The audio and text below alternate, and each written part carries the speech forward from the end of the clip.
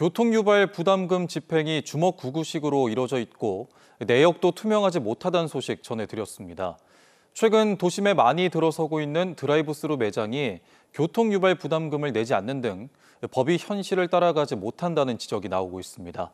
이 소식은 김민욱 기자가 보도합니다. 부산의 한 프랜차이즈 커피 전문점 드라이브스루 매장입니다. 매장을 이용하려는 차량들로 주변은 북새통입니다. 하지만 이곳은 바닥 면적이 361제곱미터로 1000제곱미터가 되지 않아 교통유발 부담금 대상이 아닙니다. 부산 연상교차로의 한 13층 건물입니다. 이곳은 2년 전 교통유발 부담금으로 290만 원을 냈습니다. 건물주는 기계식 주차장을 이용하는 차량이 거의 없는데도 많은 교통유발 부담금을 내고 있다고 말합니다. 특히 드라이브스루 매장과 비교하면 형평성에 맞지 않다고 말합니다. 드라이브스루라든지 실제로 교통이 이제 정체되고 이제 유발을 시키는 그런 업종에 더 부과가 많이 되어야 되는데 그런 거 아니라 이제 기존에 있던 그냥 원래 임대업을 면적으로 해갖고 한다는 거 보면 형평성이 안 맞다고 보죠, 제가. 부산의 드라이브스루 매장은 모두 64곳. 이 가운데 교통유발 부담금을 내는 1000제곱미터 이상 매장은 단 8곳에 불과합니다. 현실에 맞지 않은 교통유발 개수도 문제입니다. 교통유발 부담금은 바닥 면적 합의 단위 부담금, 교통유발 개수를 곱한 값입니다. 그런데 드라이브스루 매장은 도시교통정비촉진법상 소매점에 해당하기 때문에 교통유발 개수가 1.68밖에 되지 않습니다.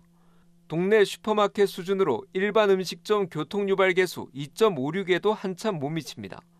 부산시는 조례에 따라 교통유발 개수를 2배까지 올릴 수 있지만 적극적인 조치를 하지 않았습니다. 인자가 높은 건물들이 많이 나오고 있고 그다음에 사업 형태도 늘어나고 있음에도 불구하고 지금 현재 도시교통정비법에서는 이런 시설을 근린생활시설로 분류하고 있고 다 같이 소매점으로 묶어놨습니다. 이에 대해 부산시는 지난 2020년 드라이브스루 매장에 대한 최소 부가 면적 삭제, 부가 면적의 주차장 포함, 교통유발 개수 항목 신설을 국토부에 건의했다고 밝혔습니다. 국토부는 지난해 6월 전문기관의 용역을 의뢰해 올해 말 결과를 바탕으로 유발 개수를 상향하겠다는 방침입니다. 취재 결과 국토부는 교통유발 개수를 백화점 수준인 5.46보다 높게 설정하는 방안을 검토하고 있는 것으로 확인됐습니다. 지금 현행법에서는 2배까지만 이렇게 올릴 수가 되어 있는데 그렇지 않고 그것을 어쩌면 한 4배, 5배까지 올린다라면 실질적으로 과징금의 규모 자체가 몇 배가 더 높아지기 때문에 좀 현실성이 있는 교통유발 부담금이 정작 교통유발 원인자에게는 제대로 부과되지 않아 형평성 논란이 커진 만큼 대책 마련이 시급합니다. KNN 김민욱입니다.